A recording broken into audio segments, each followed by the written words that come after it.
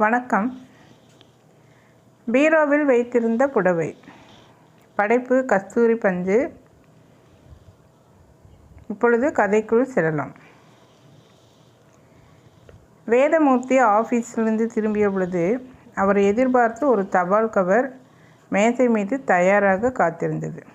கல்கத்தாவிலிருந்து அவர் மகன் எழுதியிருக்கிறான் என்று கையெழுத்திலிருந்தே தெரிந்து கொண்டார். நின்றபடியே அவசரமாக கவரை கிழித்து கடிதத்தை படித்தார். படித்து முடித்ததும் அவர் முகம் கருத்து போயிற்று.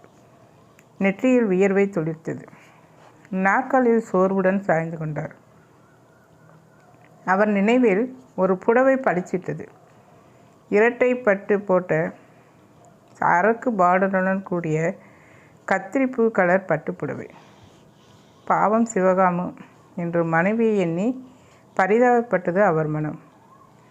3 வருடத்திற்கு முந்தைய தை மாதத்தின் முதல் தேதி ஆஃபீஸிலிருந்து திரும்பிய அவரை சின்ன பெண்ணை போல் குதிப்பும் குதியுமாக வரவேற்ற மனைவியை வியப்புடன் பார்த்தார் வேதமூர்த்தி.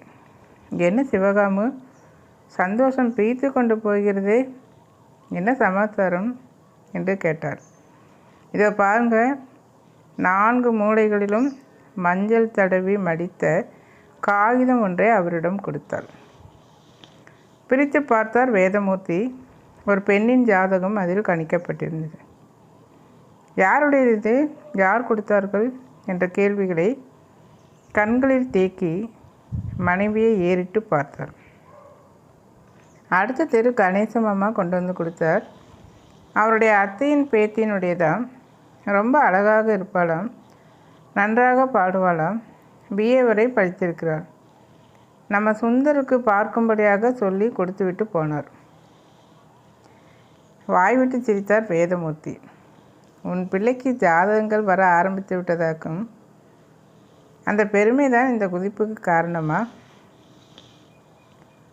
இருக்காத பின்ன, வீட்டிற்கு மாட்டு பெண் வருவது பெரிய விஷயமில்லாமல் சாதாரணமானதா என்ன என்று பதில் சொன்ன சிவகாமு, சட்டுப்புட்டுன்னு டிஃபன் காப்பி சாப்பிட்டுட்டு என்னோட கிளம்புற வழியை பாருங்கள், ஜவுளி கடைக்கு போயாகணும் என்றாள். நிஜமாகவே ஒன்றும் புரியாமல் விழித்த வேதமூர்த்தி, என்ன சொல்கிற நீ? கல்யாணத்தான்கால் ஜவுளியெல்லாம் இப்போதே எடுத்துவிட போகிறாயா என்று கிண்டலாக கேட்டார். போதும் பரிகாசம் என்று நொடித்தாள் சிவகாமு. ஜாதகங்கள் ஒத்திருக்கிறது என்று கணேச மாமா சொன்ன உடனேயே நான் தீர்மானம் பண்ணிவிட்டேன்.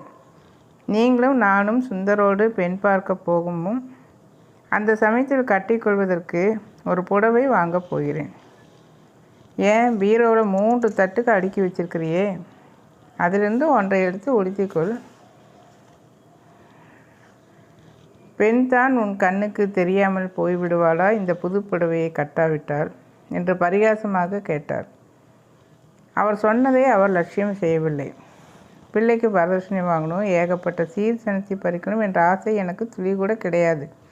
ஆனால் பிள்ளையோடு கூட பெண் பார்க்க போகிறோம் என்ற ஒரே ஆசைதான் என் மனசில் பொங்கி வருகிறது.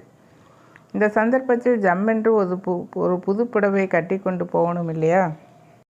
குழந்தை போன்ற அந்த முகத்தை கண்டதும் மறுப்பு எதுவும் சொல்லாமல் அவளுடன் புறப்பட்டார் அவர். அக்கறையுடன் அலசி ஆராய்ந்து 450 ரூபாய்க்கு அரக்கு பார்டர் போட்ட ஒரு கத்திரிப்பூ கலர் பட்டுப்புடவையை அன்று தேர்ந்தெடுத்தாள் சிவகாமு. 2 நாளில் பெண் பார்க்க போவதாக இருந்தது. ஆனந்தத்தில் தலைக்கால் புரியாமல் தடுமாறினாள் சிவகாமு.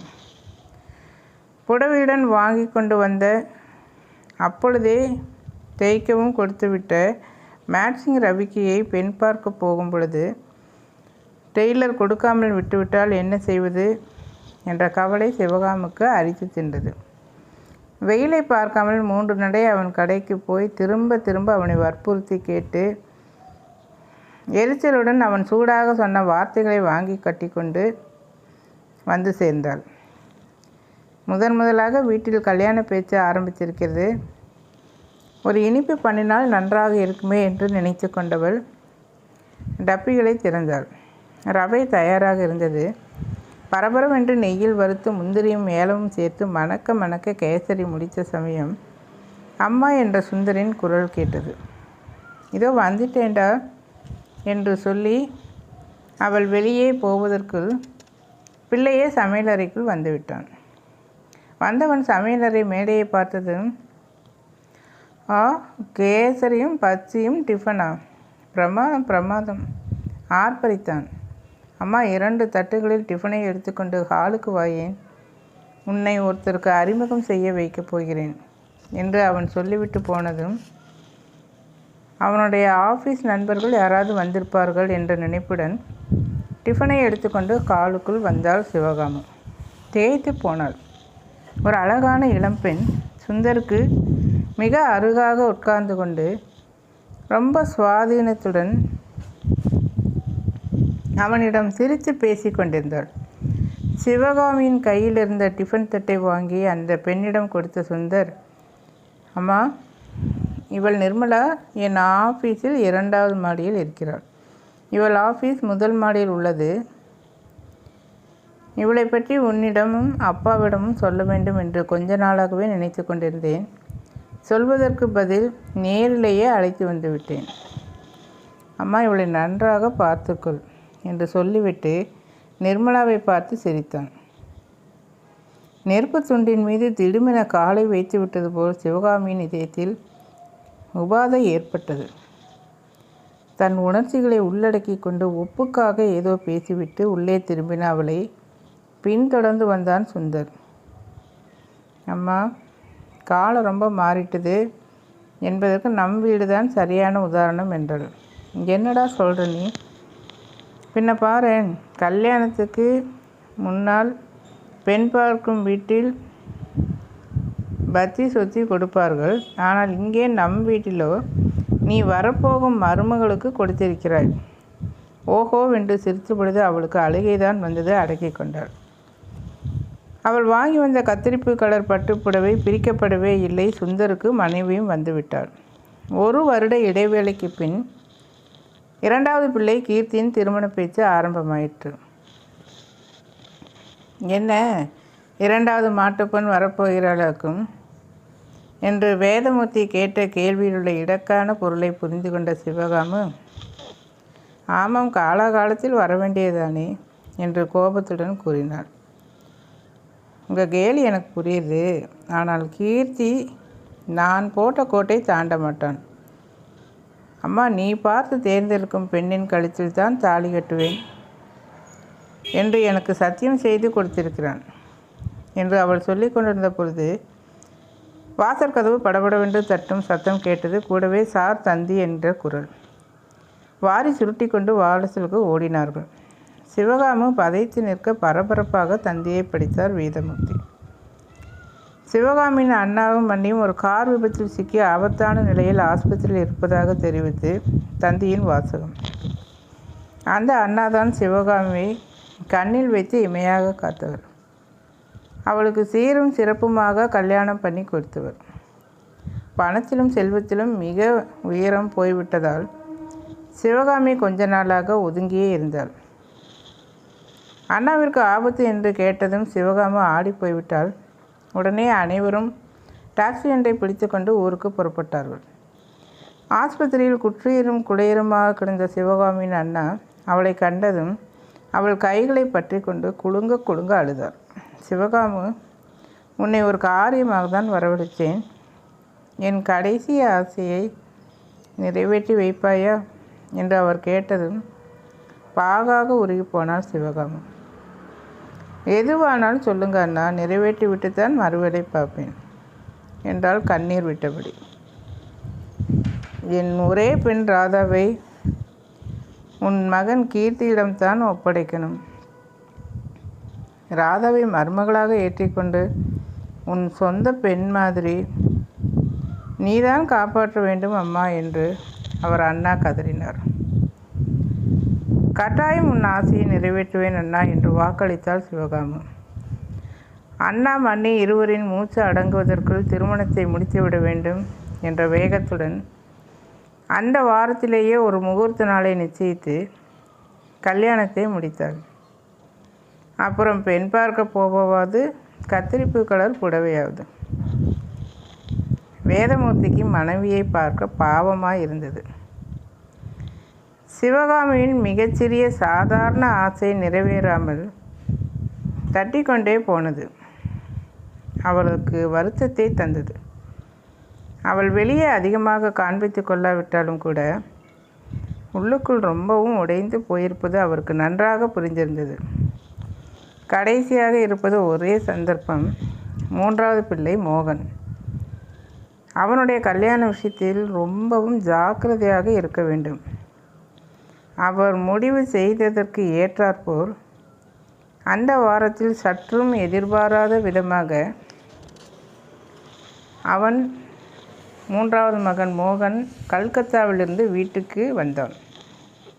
அவன் வந்த உடனேயே அவனை தனியே அழைத்து கொண்டு போய் விஷயங்களையெல்லாம் சொன்ன வேதமூர்த்தி, மோகன், இன்னும் ஒரு வாரத்துக்கு இங்கேயே தங்கியிரு. நான் உனக்கு வந்திருக்கிற ஜாதகங்களில் பொருத்தமானதை பார்த்து நீயும் உன் அம்மாவும் போய் பெண் பார்க்க ஏற்பாடு செய்து விடுகிறேன். பிறகு நீ ஊருக்கு போகலாம். மேற்கொண்டு ஆக வேண்டியங்களை நாங்கள் கவனித்துக் கொள்கிறோம் என்றார். அவன் ஒப்புக்கொள்ளவில்லை. இல்லையப்பா, அவசரமாகத்தான் ஆஃபீஸ் விஷயமாக வந்திருக்கிறேன். நான் நாளைக்கே திரும்ப வேண்டும் என்றான். அப்படின்னா இப்போது நீ புறப்பட்டு போ. அடுத்த வாரத்தில் மறுபடியும் லீவு போட்டு வா. பண செலவெல்லாம் பார்க்காதே என்று சொல்லி அனுப்பினார். ஊருக்கு கிளம்பி போன மோகனிடமிருந்து இன்று கடிதம் வந்திருக்கிறது. ஒரு பெருமூச்சுடன் கடிதத்தை மறுபடியும் பார்த்தார் வேதமூர்த்தி. அப்பா, என்னோடு வேலை செய்யும் ஒரு வங்காளி பெண்ணை 6 மாதங்களுக்கு முன் நான் பதிவு திருமணம் செய்துவிட்டேன். உடனே உங்களுக்கு தெரிவிக்க எனக்கு துணிவில்லை. நாட்களை கடத்தி கொண்டே போனேன்.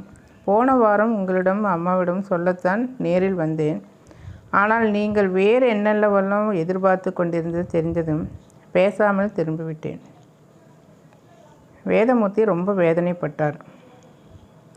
இந்த விஷயம் தெரிந்தால் சிவகாமி எந்த அளவிற்கு நொந்து போவாள் என்பதை நினைத்து பார்க்க முடியவில்லை அவருக்கு.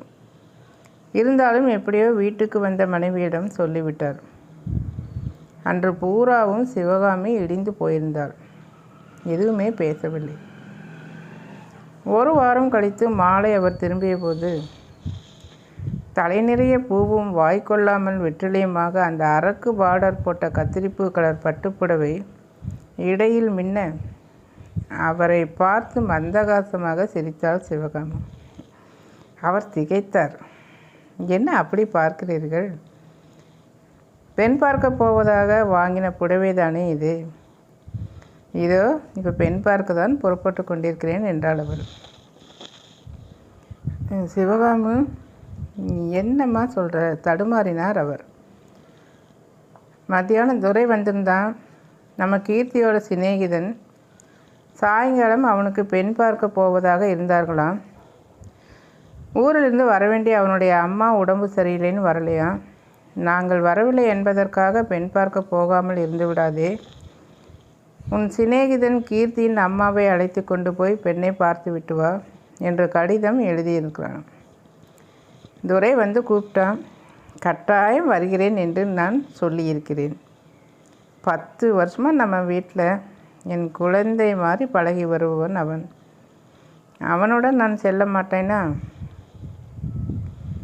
3 பிள்ளைகளால் நிறைவேறாத இவள் விருப்பம் முடிவில் ஊரார் பிள்ளையால் நிறைவேறியிருக்கிறது. எப்படியோ சிவகாமி சந்தோஷப்பட்டால் சரி என்று நினைத்து கொண்டார் சந்தோஷத்துடன்.